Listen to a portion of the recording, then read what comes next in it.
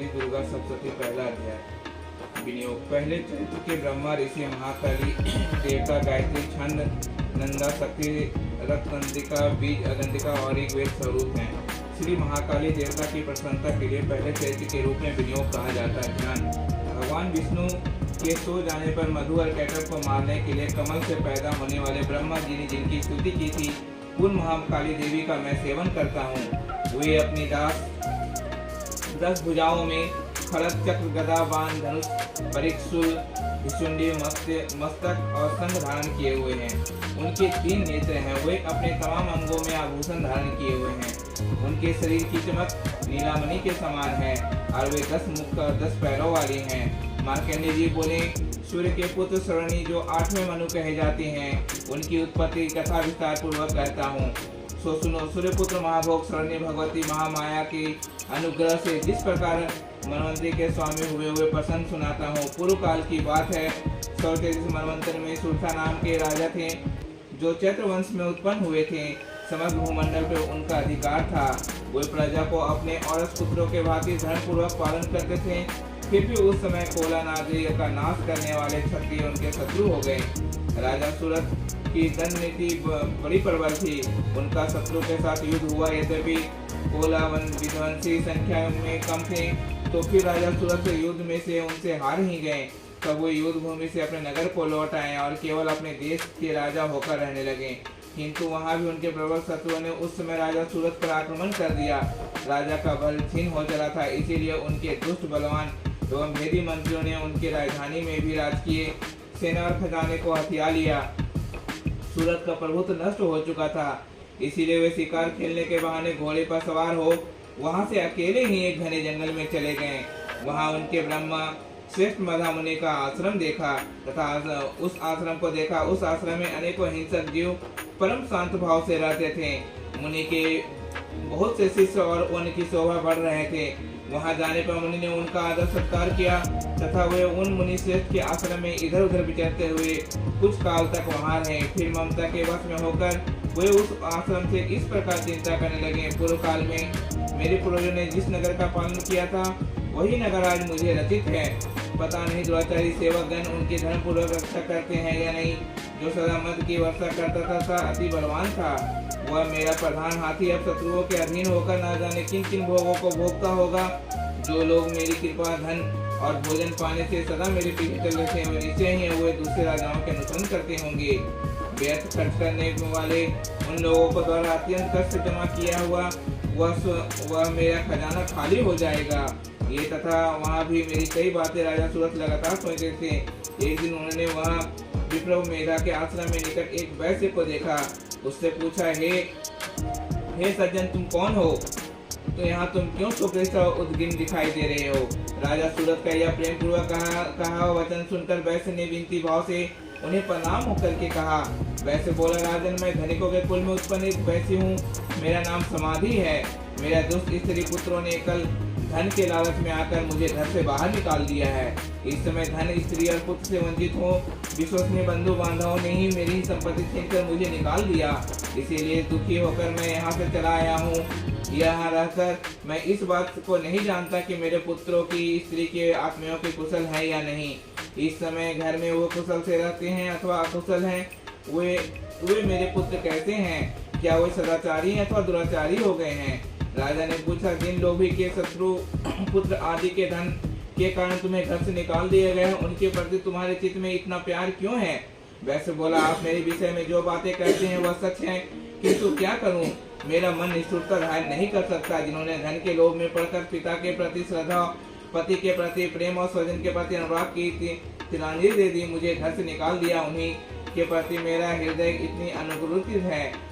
हे महामाते, गुणहीन बंधुओं के प्रति जो मेरा चित्त इस प्रकार प्रेममग्न हो रहा है, यह क्या है? इस बात को मैं जानकर भी नहीं जान पाता। उनके लिए मैं लंबी सांस ले रहा हूँ। यह मेरा अत्यंत दुखित हो रहा है। उन लोगों में प्रेम की श्रद्धा भाव है, तो भी वो प्रति जो मेरा निष्ठुर नहीं हो पाता है। इसीलिए मैं क्या करूँ? मार्कंडेय जी बोले, हे ब्राह्मण, तदनंतर में राजाओं के श्रेष्ठ सूरत और वहाँ समाधि नामक वैसे दोनों साथ मुनि की सेवा में उपस्थित हुए और उनके साथ यथोयोग्य न्यायपूर्ण विनयपूर्वक बर्ताव करके बैठ गए। उनके बाद वैश्य और राजा के कुछ वार्तालाप आरंभ किया। राजा ने कहा, भगवान मैं आपसे एक बात पूछता हूँ, जो उसे कृपा करके बताइए। मेरा चित्त अपने वश में नहीं है, इसीलिए यह बात मेरे मन में बहुत दुख देता है। निश्रेष्ठ के राजा और मेरे हाथ में चला गया है। उस समय संपूर्ण विभागों में मेरी ममता हो रही है। यही जानते हुए अब यह मेरा नहीं है, अज्ञान की भांति मुझे उससे दुख होता है। इसका कारण क्या है? उधर यह वैश्य भी अपने घर में अपमानित होकर आया है। इसके पुत्र, स्त्री और नौकरों ने इसको छोड़ दिया है। इन्होंने इसका परित्याग करता है तथा ये भी इसके हृदय में अत्यंत स्नेह है। इस प्रकार हमें दोनों बहुत दुखी हैं। इसमें प्रत्यक्ष दोष देखा गया है। उसी विषय के लिए मेरा यह मन ममता के कारण आकर्षण पैदा हो रहा है। हे महाभाग, हम समझदार हैं तथा जो भी मुझ पैदा हुआ यह क्या है? विवेक शून्य पुरुष की भांति मुझ में और इसमें मूर्ता स्पष्ट दिखाई देती है। ऋषि बोले, महाभाग्य, तब जीवों के जो विषय गोचर होने का ज्ञान है, उस महाभाग्य विषय के लिए सबके अलग अलग हैं। कुछ प्राणी दिन में नहीं दिखते तथा कुछ जीव ऐसे हैं जो दिन और रात्रि में बराबर ही दिखते हैं।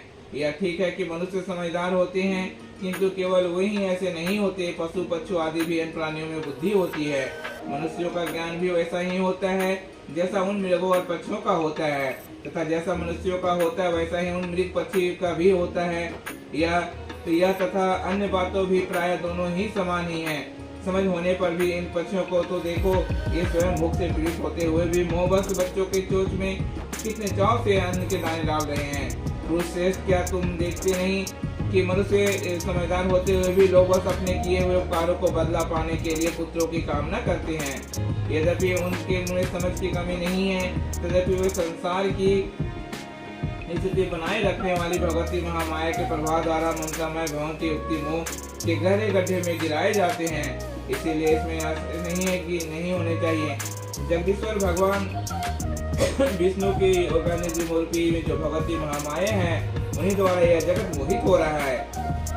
भगवती महामाया देवी ज्ञानियों को भी जो चिंता के बलपूर्वक खींचकर मोहग्रस्त कर देती हैं, वे ही इस संसार सारे जगत की सृष्टि करती हैं तथा वही ही प्रसन्न होने पर मनुष्यों की मुक्ति के लिए वरदान देती हैं। वही परिविद्या, संसार बंधन और मोक्ष के कारणभूता सनातनी देवी तथा संपूर्ण ईश्वरों को भी अधीश्वरी है। राजा ने पूछा, भगवान जिन्हें आप महामाया कहते हैं, वो देवी कौन है? ब्राह्मण, उनकी उत्पत्ति कैसे हुई तथा इनके कार्य कौन कौन से हैं? ब्राह्मण वेताओं में श्रेष्ठ महर्षि उन देवी का जैसा प्रभाव हो, वो जैसा स्वरूप हो और जिस प्रकार प्रभाव हुआ, वह सब मैं आपको मुख से सुनाना चाहता हूँ। ऋषि ने कहा, राजन, वास्तव में तो ये देवी नित्य स्वरूप ही है। संपूर्ण विश्व उन्हीं का रूप है, ऐसा उन्होंने समस्त जगत व्याप्त कर रखा है। तथापि उनका आविर्भाव अनेक प्रकार से होता है, वो मुझसे ही सुनो। यद्यपि वे नित्य एवं अजन्मा है, तथापि उन देवी देवताओं का कार्य सिद्ध करने के लिए प्रकट होती हैं। उस समय संसार में उत्पन्न कहलाते हैं। कल्प में अत्यंत संपूर्ण जगत में ही महासागर में डूब रहा था तथा उन सब के प्रभु भगवान विष्णु शेष नाग की सैया बिछाकर योग निद्रा में लीन हो रहे थे। उसी समय उनके कानों की मैल से दो भयंकर असुर उत्पन्न हुए, मधु और कैटव के नाम से प्रसिद्ध थे। वे दोनों ब्रह्मा जी का वध करने का उद्यत हो गए। भगवान विष्णु के नाभि कमल में विराजमान प्रजापति ब्रह्मा जी ने जब उन दोनों भयानक असुरों को अपने पास मारने के लिए आता और भगवान को सोया हुआ देखा, तो एकाकित होकर उन्होंने भगवान विष्णु को जगाने के लिए नेत्रों में निवास करने वाली योग निद्रा की स्तुति आरंभ की, जो इस विश्व की स्वामिनी, जगत का धारण करने वाली, संसार की भरण पोषण और संहार करने वाली तथा तेज स्वरूप भगवान विष्णु की अनुपमा शक्ति है। उन्हीं भगवती निद्रा देवी की भगवान ब्रह्मा स्तुति करने लगे। ब्रह्मा जी ने कहा, देवी तुम्हें स्वाहा, तुम्हें स्वधा, तुम्हें वह स्वर करो। स्वर भी तुम्हारे में ही स्वरूपा है। तुम्हें प्राणिदानी सुधा हो, नित्य और अक्षर पदों में आकर उकार में मकर में इन तीनों मात्राओं का रूप ही तुम्हें में स्थित है तथा इन तीनों मात्राओं के अतिरिक्त जो बिंदु रूपा नित्य अर्ध मात्रा है, जिनका विशेष रूप से उच्चारण नहीं किया जा सकता, वह भी तुम ही हो। देवी तुम संध्या सरस्वती और परम जननी हो। देवी तुम्हें इस सकल ब्रह्मांड में धारण करती हो। तुमसे ही जगत में सृष्टि होती है। तुम्ही से इसका लालन पालन होता है और सदा तुम्हें ही कल्प के अत्यंत सबको अपने ग्रास बना लेती हो। जगन्मयी देवी इस जगत की उत्पत्ति के समय में स्थिति स्वरूपा हो, पालन काल में स्थिति रूपा हो कल्पनत में इस महासंहार में तुम्हें महाविद्या, महामाया, महामेधा, महाशक्ति और महारूपा, महादेवी, महाश्री हो। तुम्हें तीनों गुणों सत्व रज तुमको उत्पन्न करने वाली सबकी प्रकृति हो। भयंकर कालरात्रि महारात्रि में तुम बोधा स्वरूपा बुद्धि हो। लज्जा, शांति और क्षमा के पुष्टि भी तुम ही हो। तुम शूल धारणी, घोर रूपा, खड़ग धारणी तथा गदा, चक्र, काली धनुष बाण धारण करने वाली हो। बाण, विशुभिद और परिघ ये सब भी तुम्हारे अस्त्र हैं। तुम्हें सौम्य और सौमित्री हो। इतना ही नहीं, जितने भी सौम्य एवं सुंदर पदार्थ हैं इन सब की अपेक्षा तुम अत्यंत सुंदरी हो। और फिर तुम अपार से परे रहने वाली परमेश्वरी शक्ति तुम ही हो। अखिला की देवी, कहीं भी सत्य असत्य के रूप में जो कुछ वस्तुएं हैं वह सब तुम्हारी कुछ शक्ति है, वह तुम ही हो। ऐसी अवस्था में तुम्हारी स्तुति क्या हो सकती है जो तुम इस जगत की सृष्टि का पालन और संहार करते हो। इस भगवान को जब भी तुमने निद्रा के अधीन कर दिया तो तुम्हारी स्तुति करने में यहाँ कौन समर्थ हो सकता है। भगवान शंकर को तथा भगवान विष्णु को भी तुमने शरीर में धारण कराया है, अतः तुम्हारी स्तुति करने की शक्ति किसमें है। देवी, तुम तो अपने इन उदर प्रभावों से भी विशिष्ट अस्तुत्य हो। जो तुम असुर, मधु और कैटभ है, इनका मुंह में डाल दिया। जगदीश्वर भगवान विष्णु को शीघ्र जगा दो, साथ ही इनके भीतर इन दोनों महान असुरों को मार डालने की बुद्धि उत्पन्न कर दो। ऋषि बोले, हे राजन, अब ब्रह्मा जी ने वहां से मधुर कैटभ को मारने के उद्देश्य से भगवान विष्णु को जगाने के लिए तुम गुण की अदासी देवी योग निद्रा के इस प्रकार स्तुति की। तब वह भगवान के नेत्र, नासिका, बाहु, हृदय और वक्षस्थल से निकलकर अप्रकट जन्मने वाले ब्रह्मा जी दृष्टि के सचमुच खड़ी हो गई।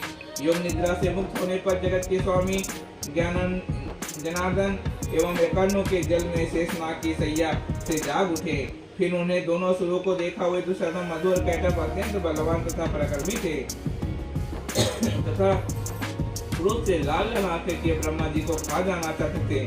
तब भगवान श्री हरि ने उठकर उन दोनों के साथ 5000 वर्षों तक केवल महाबाहु युद्ध किया। वे दोनों भी अत्यंत बल के कारण मदमस्त हो रहे थे।